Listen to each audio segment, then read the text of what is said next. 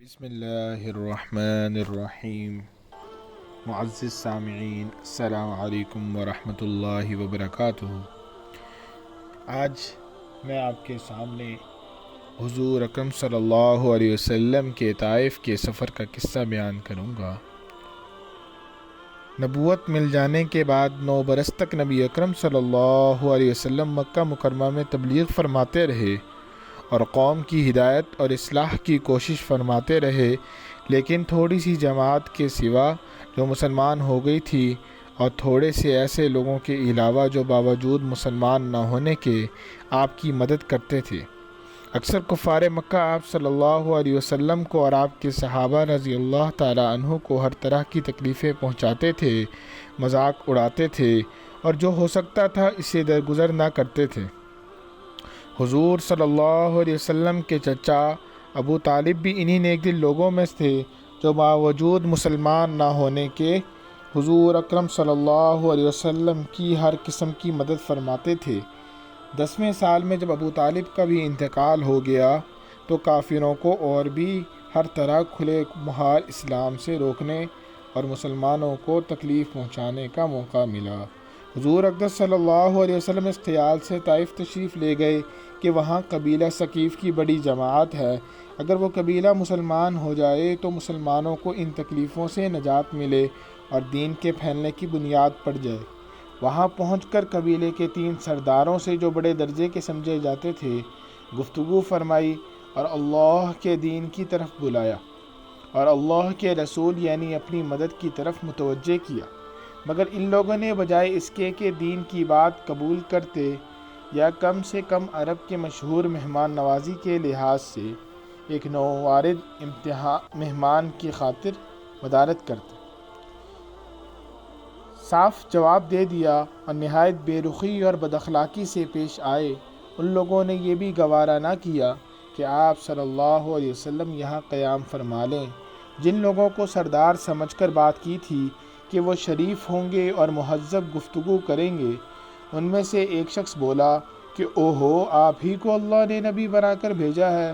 دوسرا بولا کہ اللہ کو تمہارے سوا کوئی اور ملتا ہی نہیں تھا جس کو رسول بنا کر بھیجتے۔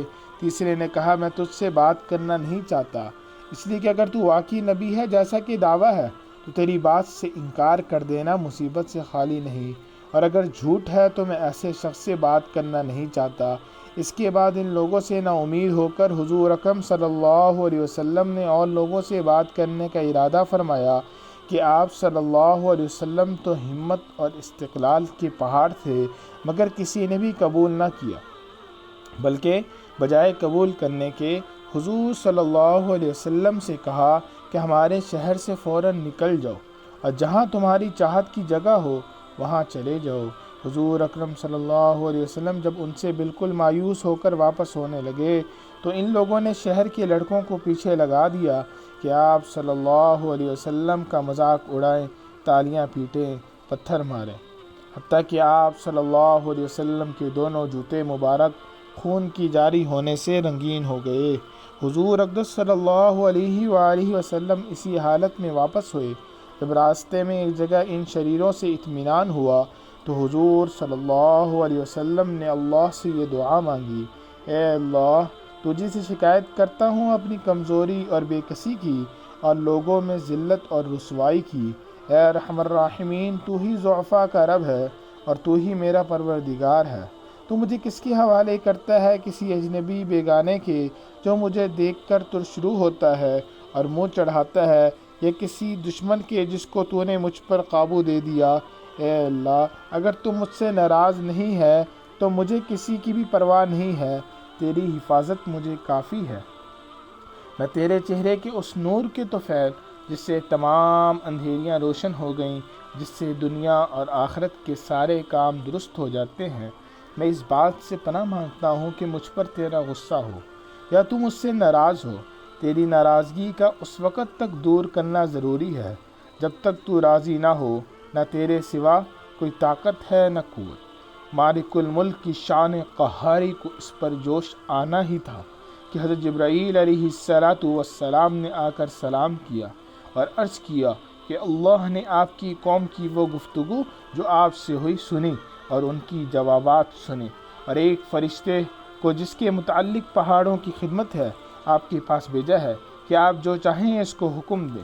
اس کے بعد اس فرشتے نے سلام کیا اور عرض کیا کہ جو ارشاد ہو میں اس کی تعمیل کروں، اگر ارشاد ہو تو دونوں جانب کی پہاڑوں کو ملا دوں جس سے یہ سب درمیان میں کچل جائے، اور جو سزا آپ تجویز فرمائیں۔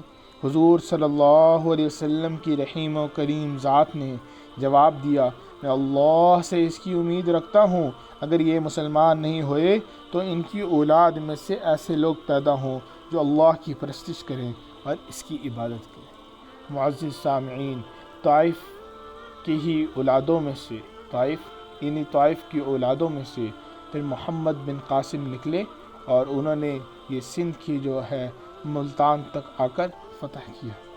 معزز سامعین، یہ ہے اخلاق اس کریم ذات کی، یعنی محمد صلی اللہ علیہ وسلم کی، جس کے ہم لوگ نام لیوا ہیں، کہ ہم ذرا سی تکلیف سے کسی کی معمولی سی گالی دے دینے سے ایسے بھڑک جاتے ہیں کہ پھر عمر بھر اس کا بدلہ نہیں اترتا، ظلم پر ظلم اس پر کرتے رہتے ہیں اور دعویٰ کرتے ہیں کہ میں اپنے محمدی ہونے کا، نبی کے پیرو بننے کا۔ نبی صلی اللہ علیہ وسلم اتنی سخت تکلیف اور مشقت اٹھانے کے باوجود نہ بددعا فرماتے ہیں نہ کوئی بدلہ لیتے ہیں۔ تو معزز سامعین، اللہ تعالی ہمیں بھی حضور والے اخلاق عطا فرما، اور ہمیں بھی حضور صلی اللہ علیہ وسلم کی جو مبارک طریقے ہیں اس پر چلنے کی توفیق عطا فرمائے۔ وآخر الدعوانا ان الحمد للہ رب العالمین۔ السلام علیکم ورحمۃ اللہ وبرکاتہ۔